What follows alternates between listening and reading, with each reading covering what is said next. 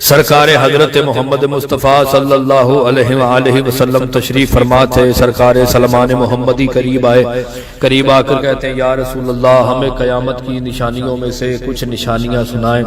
رسول خدا صلی اللہ علیہ وآلہ وسلم نے اپنے سینے پہ ہاتھ مارا اور ہاتھ مار کر کہا کہ اس ذات کی قسم ہے جس کے قبضہ قدرت میں محمد کی جان ہے، وہ جو دور ہوگا وہ ظالم حکمرانوں اور بدکار وزیروں کا زمانہ ہوگا۔ ان کے عہد میں نیکی بے وقوفی سمجھی جائے گی، برائی چلاکی کہلائے گی، سچ بولنے والا مصیبت میں پھنسے گا، جھوٹ بولنے سے کام بن جائے گا، عورتیں سر پر سوار ہو جائیں گی، غیر شریف عورتوں کی باتوں پر عمل ہوگا، بچگانہ ذہن کے لوگ زیب ممبر ہوں گے، شرم و حیا منہ پھیر کر چلی جائے گی، زکوٰۃ کو جرمانہ سمجھا جائے گا، گمراہی پیروں میں بچھی ہوگی، آدمی دوستوں پر خرچ کرے گا، والدین کو دکھ دے گا، دمدار ستارہ نکلے گا، اس وقت عورتیں اپنے شوہر کے ساتھ تجارت میں شریک ہو جائیں گی۔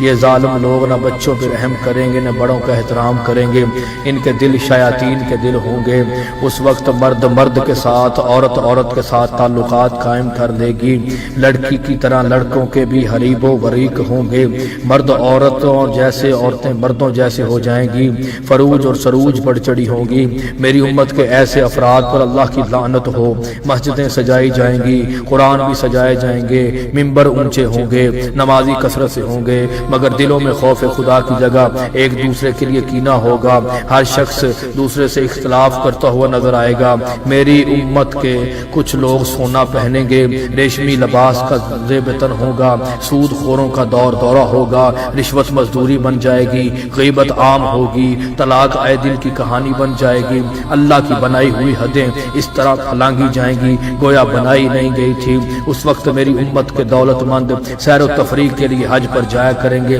اوسط طبقہ کے لوگ حج تجارتی ٹور ہوگا، نچلے طبقہ کے لوگ خود کو حاجی کہلوانے کے لیے حج کریں گے۔ اس وقت قرآن کی تعلیم غیر اللہ کے لیے حاصل کی جائے گی، قرآن کو گیت کی شکل میں پڑھا جائے گا، فقہ دینی کو سمجھ بوجھ کے بجائے علمی رعب و ادب دوسروں کو ڈالنے کے لیے ہوگی، زنا کی اولاد کثرت سے پیدا ہوگی، قرآن کو چھوڑ دیا جائے گا، دنیا کے لیے لوگ جئیں گے، دنیا کے لیے لوگ مریں گے، جب محرم اور نامحرم کی تمیز ختم ہو جائے گی، لوگوں کی